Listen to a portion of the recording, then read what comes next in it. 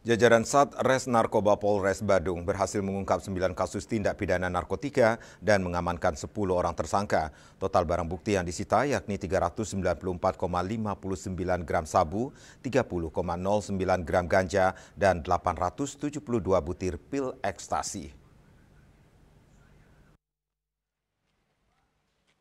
Wakapolres Badung Kompol Suarmawo mengatakan para tersangka dengan inisial AAP, DPA, CARMA, MS, MAYP, MOA, HLD, IKAS, TS, dan DRW yang rata-rata antara berusia 20 sampai 30 tahun ini.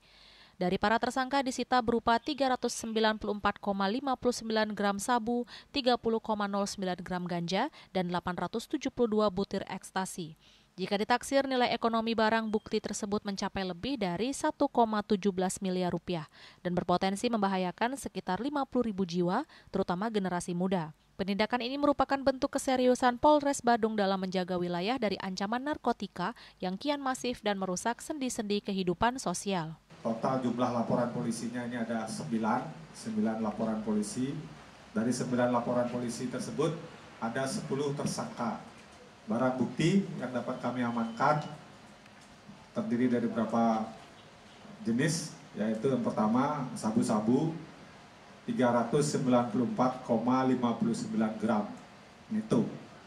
Kemudian ganja 30,09 gram neto.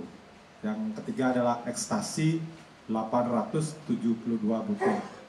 Para tersangka dijerat dengan pasal 114 ayat 2 atau pasal 112 ayat 2 Undang-Undang Republik Indonesia nomor 35 tahun 2009 tentang narkotik dengan ancaman pidana penjara paling singkat 5 tahun dan paling lama 20 tahun serta denda minimal 8 miliar rupiah.